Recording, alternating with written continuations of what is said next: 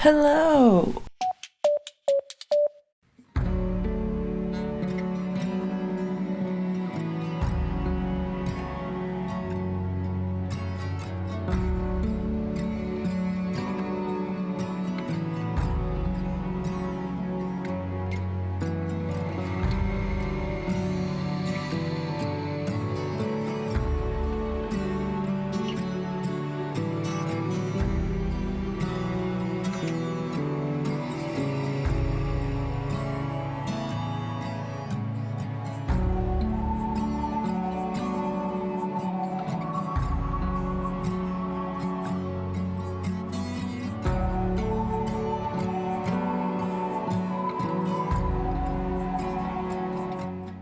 Welcome back to my channel. I am coming to you after taking 2 days off of vlogging. That was part of last week's vlog. I had a family funeral to go to, and I'm really glad I took those 2 days off just to be with family and feel the emotions I needed to and heal.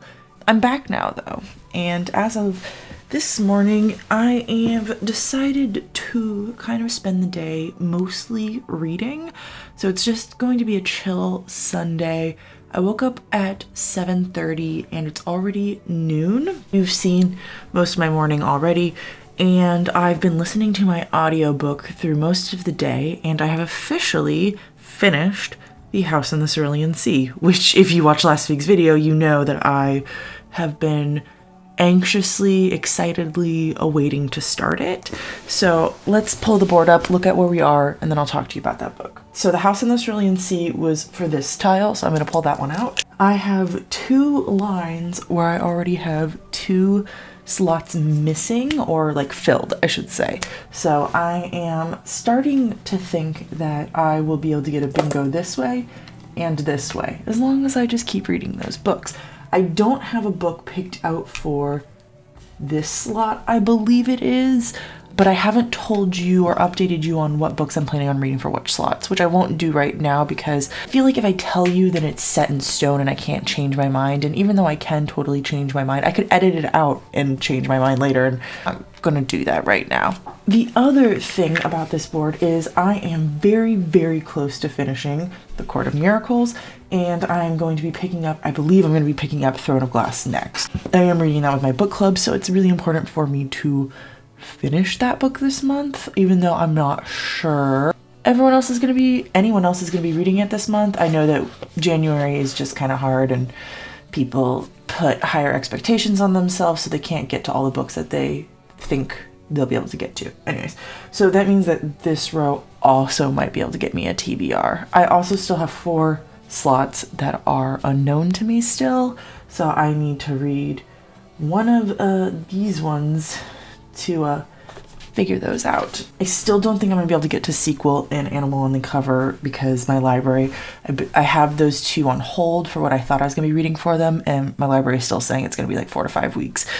I have finished The House in the Cerulean Sea. I have been crocheting while I've been finishing up the last, I think I had like 55% when I started this morning and 55% left. I finished it. It was so freaking cute. Let's shift you a little so it's easier for me to sit back. So I finished it. It was so cute and I really, really enjoyed it. I think what was really enjoyable, stood out to me the most from it, was that as I was reading, I wasn't thinking about, oh, what am I going to rate this book? It was like I was thinking about, oh, I'm just enjoying this book as I'm reading it. And it was so easy to get through. I really loved the characters, especially the main character, Linus. He was so soft and sweet, and yet he stood up for himself and what he wanted, and he would say thank you and please and good night, and yet he'd also say, don't speak for me.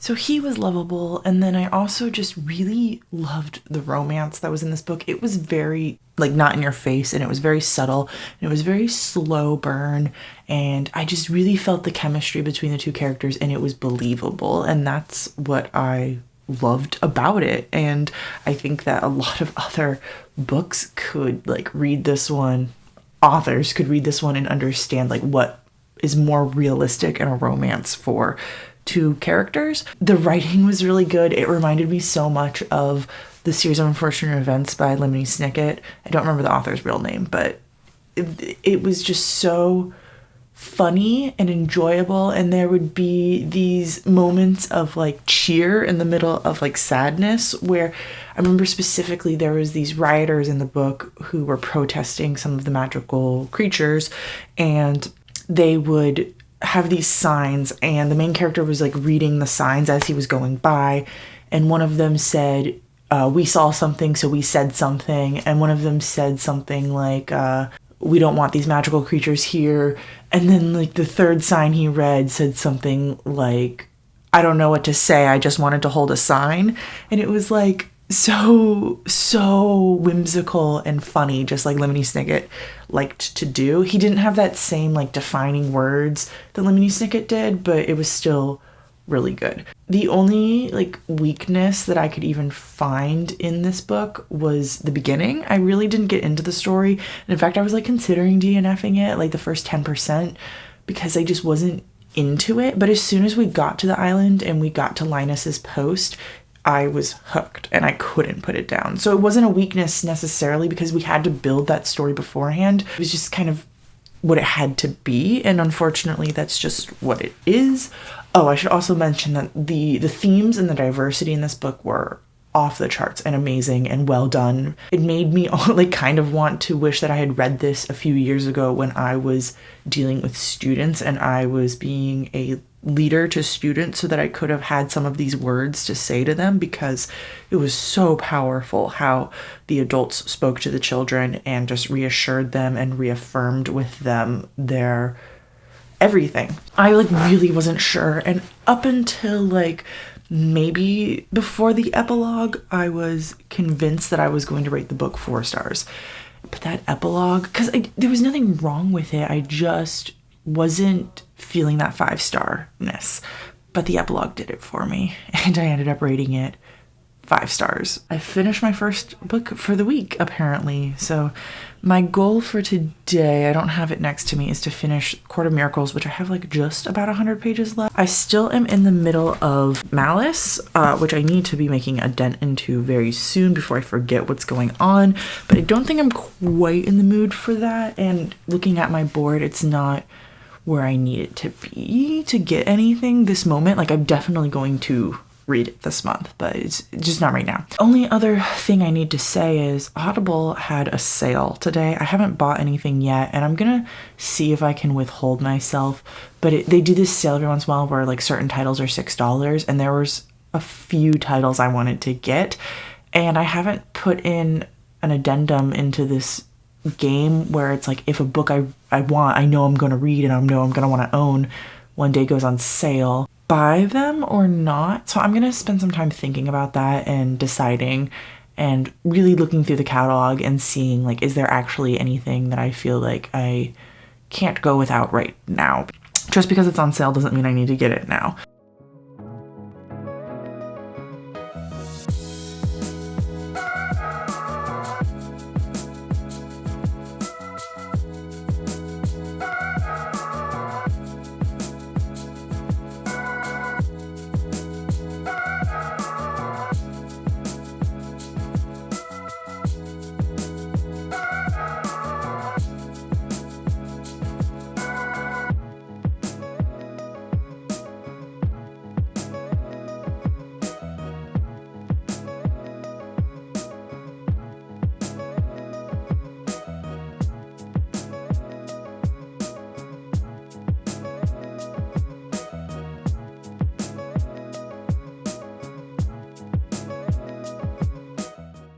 Okay, so it's been a few hours and my reading has been successful because I'm here to talk to you about 3 different books. Please say I already told you about House in the Cerulean Sea. It's gone, so I'm assuming I have. I then finished this afternoon The Court of Miracles.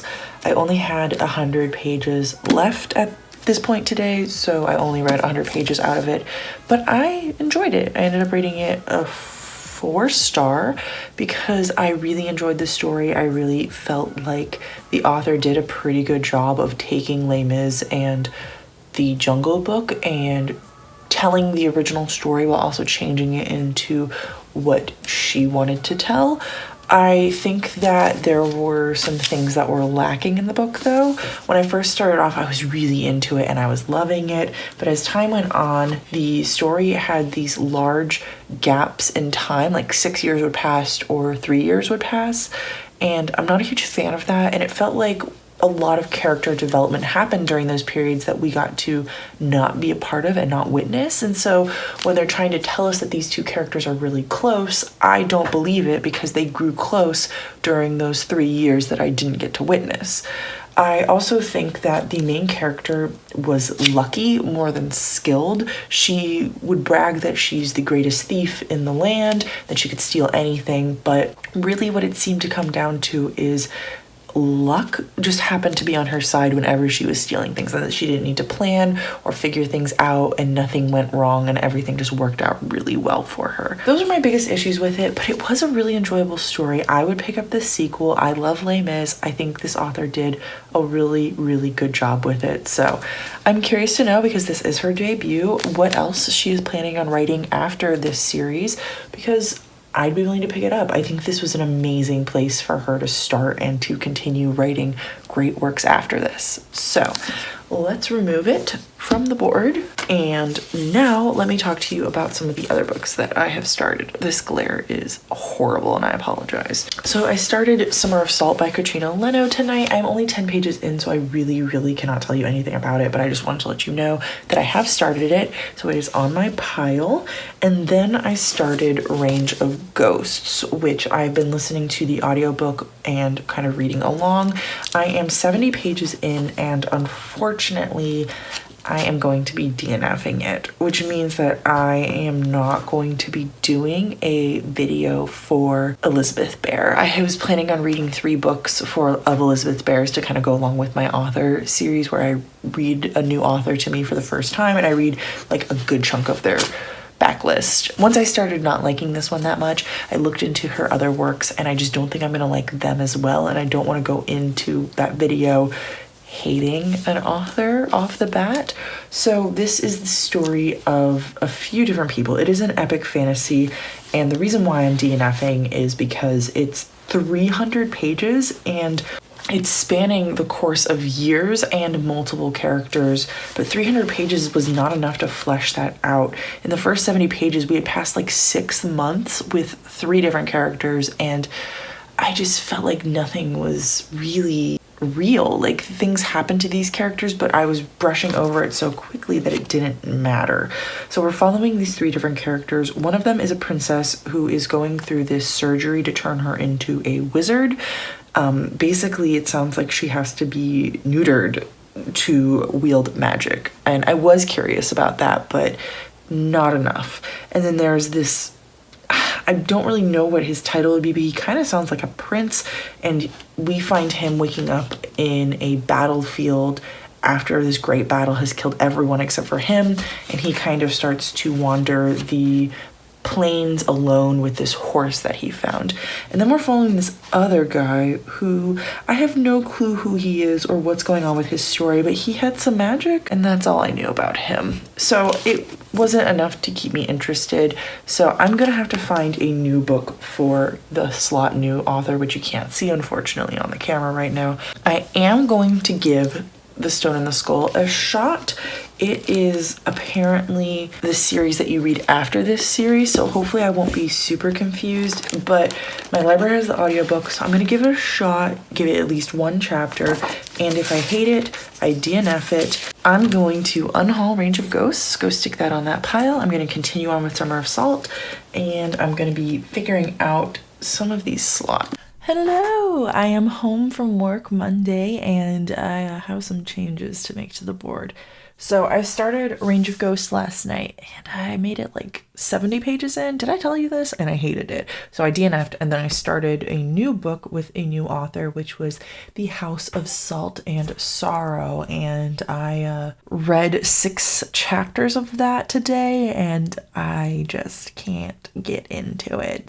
Unfortunately, that does mean that I get to remove the card because 2 DNFs on a prompt means it counts. Then I started The Stone in the Skull, which is for gray cover, and I couldn't get into it either. I just don't think I'm a fan of Elizabeth Bear's writing. So I've been doing some searching, and I think I found a book to replace that, but I won't say what it is quite yet. And then I decided to go for, the title does not contain a letter S, so I chose to read The Girl from the Well by Rin Chupeco. I want to say her name Chupiro, and I know I heard the audiobook say how her name is said, and it is not how I want to say it, so I'm just going to avoid saying it anymore because my accent's going to take it over. I started that. I'm really enjoying it. I have 45 minutes left, so I'm going to go on a walk and listen to it and then come back and crochet until I finish it. But for the time being, we're going to count it as if it's finished because I'm going to talk about it with you. So I'm really enjoying it. It's this like YA horror book about this Japanese ghost girl. And so she haunts men who have raped, murdered, molested children specifically. But I think that she also hurts them if they've like hurt anyone, but specifically in like a violating manner. So if they like mutilate their body or anything like that. And she is, for whatever reason right now, attached to this boy and girl. They're like teens and young adults, I believe, who were kidnapped and were able to, she helped them get away, and now she's following them, and they somehow go back to Japan and try to figure out why her ghost is following them, why she's helping them, and why this other ghost called the Woman in Black is also following them, and why some weird things are happening. So it's really good. I really like it. Probably is going to be a 4-star. So I'm going to remove the slot right now because 45 minutes, I'm going to accomplish that today. I'm going to leave this here, and I'm going to go on my walk, and I will talk to you all later. Hi, it's Tuesday night, and I have a lot of updates to give you all, and all of my notes for these updates are underneath the board, so let's hope I remember everything. I am kind of on the fence about House of Salt and Sorrow. I feel like I want to give it a second shot, but I'm going to give it a few days and see if I'm interested, and honestly, it might not even be this week, it might be next week, but I just have a feeling that I prematurely quit on it. So I might still DNF it, but I'm gonna try my best to give it a few more chapters. I continued on with Summer of Salt, which I don't know if I've talked about in this video. I have 50 pages left, so I'm planning on finishing it up tonight after I finish talking to you and I take my shower for the evening, but I'm really enjoying it. It's not as good as Horrid or You Must Not Miss, but I'm still really enjoying it. It's a cute, nice story. There's like a few spooky elements, but I really would not describe this as spooky at all. It's just kind of a weird light magical realism book about these two twin girls who their whole entire family has magic. And then there's this bird that is a great descendant of theirs.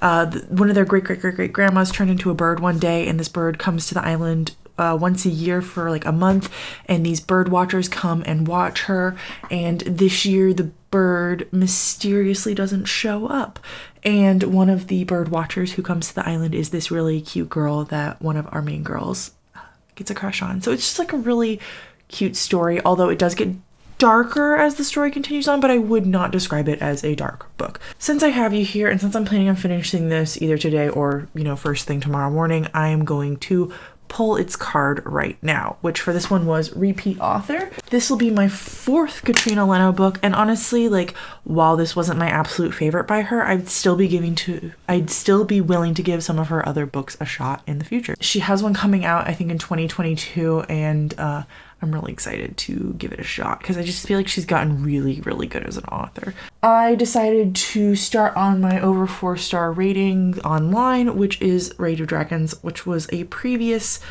not DNF, but I'd put it on pause previously because I didn't love the audiobook, and I mistakenly, because I'm just so busy this month, picked up the audiobook again, and I listened to 2 more chapters, and I'm not really feeling it. I've learned that I'm not really into like war fantasy, and this seems to be what this one is mostly about. So I think I will give it a shot in the physical book in the future, but I have decided to put it on pause / DNF it once again, unfortunately. So I'm not unhauling it because I just really like the book. I think it's pretty. I want to keep hanging on to it, and I do want to give the physical book a shot. So even though I'm DNFing it, it's not going on my unhaul. I then decided to, for my second shot at that one, try In an Absent Dream by Seanan McGuire, which is a reread for me.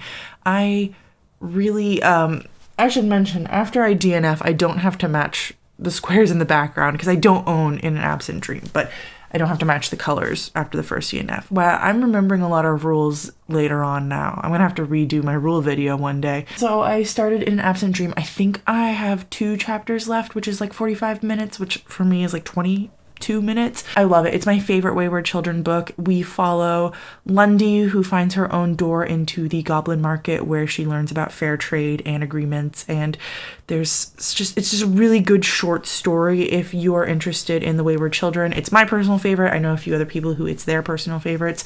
It's just the best one, and today I just felt like I wanted something familiar and comforting, and while this book really isn't comforting because if I like it, it probably doesn't have a happy ending, returning to something you know is like a really pleasant feeling. So I guess I should take that one off because even though I have 20 minutes left, I plan on finishing that up first thing tomorrow. That leaves me with letting you guys know some updates. Oh, I didn't realize I can flip 2 cards. Should I flip 2 cards or should I give you guys some updates?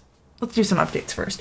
I have officially found a replacement for a gray cover, and I have picked Title Does Not Contain a T.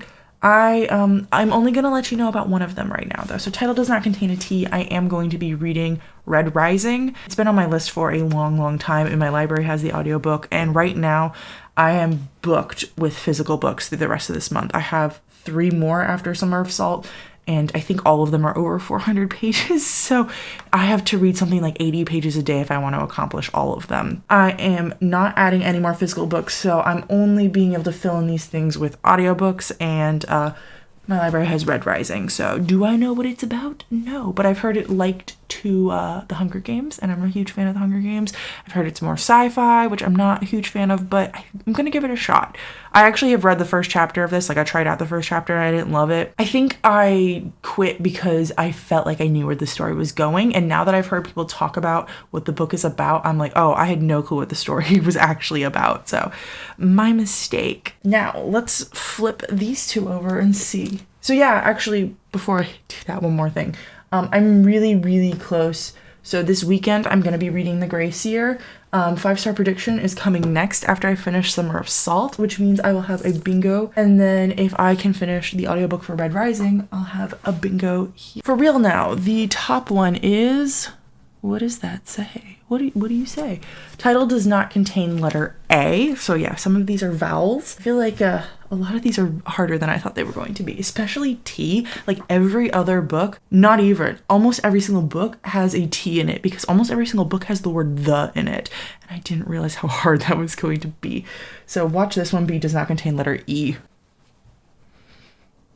Oh, title contains letter S. So I have title. Oh, I already read for that. Oh, this fell.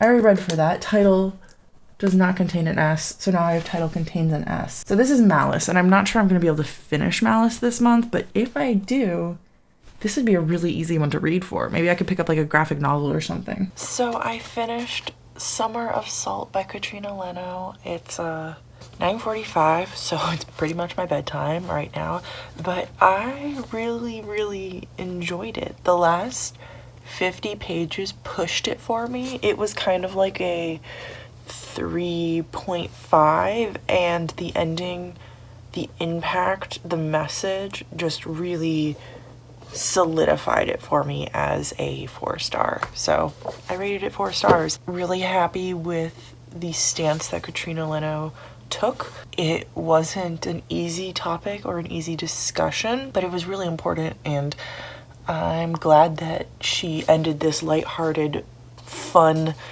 book with a serious message. I don't want to spoil anything, but there are definitely some trigger warnings for the book. The biggest one being sexual assault / rape, not on page but spoken about. I believe those are really the main ones. I guess death of a pet even, but that's kind of I just want to warn anyone who was going into this, but it was really good.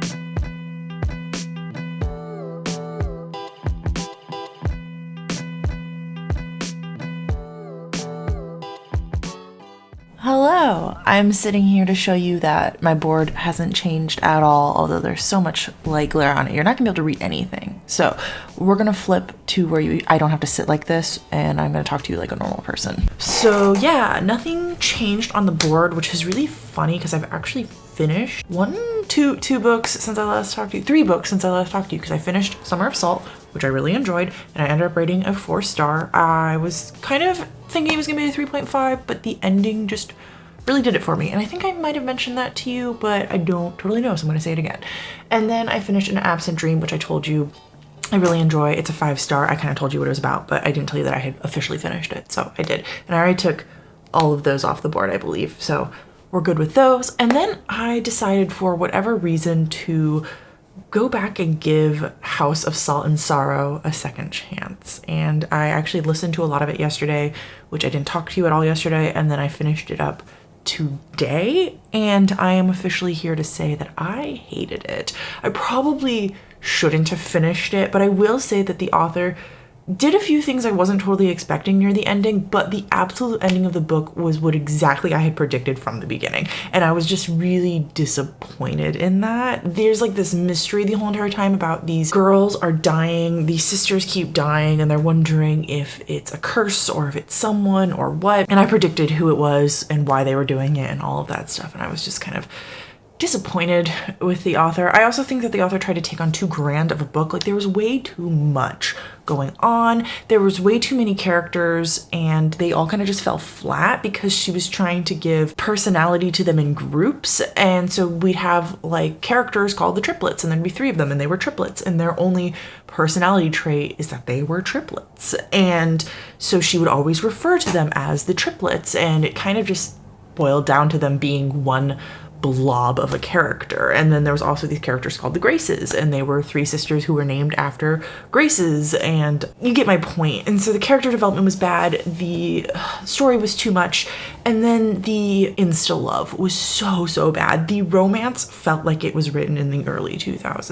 In fact, a lot of the book felt like it was written in the early 2000s. There was so much gendering, especially like, this is what men do and this is what women do, and I like kind of couldn't believe that it was published in 2019. Then also like the main character like swoons and like faints and hides behind this man when like action was happening, and I legit can't believe that someone published this book and thought that, yeah, this is a good idea. I think that the book had good bones. It just needed to be redone in a few places. So I rated it 2 stars, and unfortunately, since it was a previous DNF and I already counted it towards a card, I'm not taking any other cards off of the bingo board because it's already flipped it. So I am actually currently reading 4 books right now, but I'm gonna call it quits tonight. I think my new vlogging schedule might be Sunday through Thursday, which is a really weird schedule, but whatever. I have some plans for videoing some stuff this weekend that I'm doing, so you'll get to see that. But I'll really quickly tell you what 4 books I am in the middle of, but I'm not going to say anything about them. I'm just going to say their titles and then we're gonna end the vlog here. So I am currently still reading Malice by John Gwynne. I have read one chapter of it this week. It's just not the kind of book that you can like read while having anything else going on. It's complex and it's complicated, and while I'm really enjoying myself, I just am in the mood for something lighter that I don't necessarily have to pay super duper attention to. And it's also a big book with like small text that goes all over the page, and I guess it's not like super small, but it's a lot. And then I am reading, what's the other one? Oh, it's over there. Let me go get it. I officially picked up A Winter's Promise, which I'm loving. I'm only one chapter in, and like all I want to do is just sit down and keep reading this book. But I started this on Tuesday night, like after I finished Summer of Salt, and I read one chapter, and then the next morning I woke up and I realized that one of my arcs is due next week, and I'm only like 35% through it, and it's like 700 pages. I had to set that down, unfortunately. I'm really bummed, but the good news is as soon as I'm done with this arc, I'm going right back to it and I'm gonna marathon it. But I'm reading Mask of Mirrors, or The Mask of Mirrors. I'm really enjoying it, and I'm really loving it too. I set it down because it's just kind of a slow, and it's just got a lot of political intrigue and a lot of names, and it's hard to get through, but I'm loving it so much. I'm glad to be back to that, and that is probably, wink wink, what my weekend plans are gonna look like. And then I also picked up for my audiobook, I have an arc of My Contrary Mary, which is the first book in that like Jane or Mary series that I have ever read. I'm enjoying it. Tomorrow, I believe me and my friend are picking up a new buddy read. I will talk about that next week. I'm not going to tell you what it is right now, but if you have looked at my board, it's one of the two that you can see. And that's really all I gotta update you on, I guess. Thanks for watching. Stay tuned. I've got some really cool, exciting stuff coming up.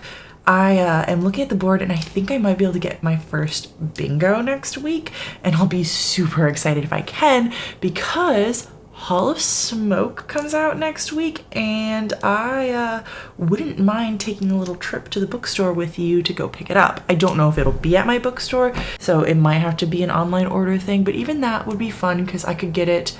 I checked out some prices and could see how quick I could get it. That's if I decide to go with that book for next week with my bingo. There's two audiobooks I have my eye on, so I might pick one of those. But just looking at the board, I might be able to get 2 or 3 bingos before the end of the month, and that excites me. Thank you for watching. I appreciate each and every one of you, and I can't believe how well bingo is going. It's really satisfying, that craving, that itch. I don't know what this is. I don't know why I did it. Oh, if you notice my wrist, yeah, it's injured. We're not going to talk about it. Thank you for watching. I don't remember how my outro goes, but until next time, I will talk to you in the comments. Bye.